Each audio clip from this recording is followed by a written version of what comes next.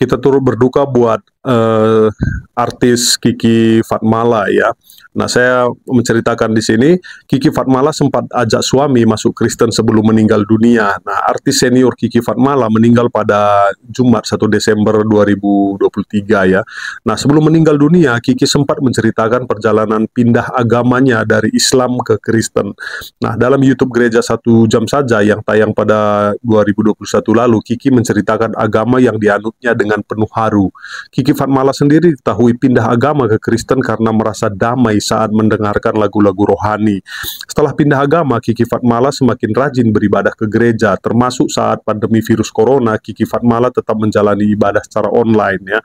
Selain itu, Kiki Fatmala juga menceritakan keinginannya beribadah bersama-sama dengan suaminya Christopher. Hal itu karena Kiki dan suami menganut agama yang berbeda ya. Kiki beragama Kristen sementara Christopher menganut agama Buddha. Nah, dia berkata seperti ini, suami saya juga bukan agama Kristen, dia Buddhis. Nah, saya ada kerinduan pengen sekali bisa beribadah bareng-bareng sama suami, kata Kiki Fatmala ya.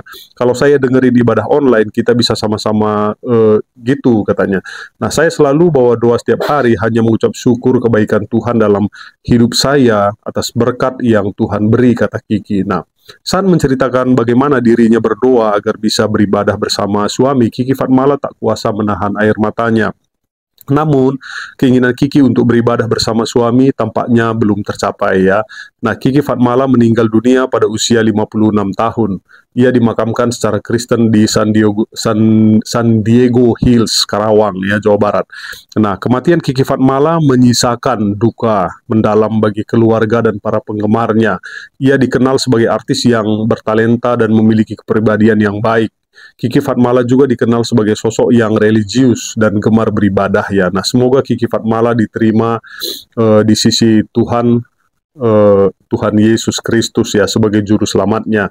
Nah, kalau di dalam Alkitab berkata bahwa kita hidup di dunia, kita menghasilkan buah, dan ketika kita meninggal dunia itu adalah suatu keuntungan. Dan ini juga pernah dikutip oleh satu tokoh, yaitu Ahok ya, Cahaya Basuki Purnama ya. Nah, orang Kristen seperti itu. Nah, karena selama kita hidup, kita menghasilkan kebaikan buat orang lain. Nah, ketika kita dipanggil oleh Tuhan, ketika kita berpulang, nah, kita merupakan suatu keuntungan. Nah, kenapa? Karena dosa kita sudah ditebus oleh Yesus Kristus, dan kita sudah diselamatkan oleh Yesus Kristus, bukan karena kebaikan kita, tetapi karena anugerah Tuhan yang diberikan kepada kita.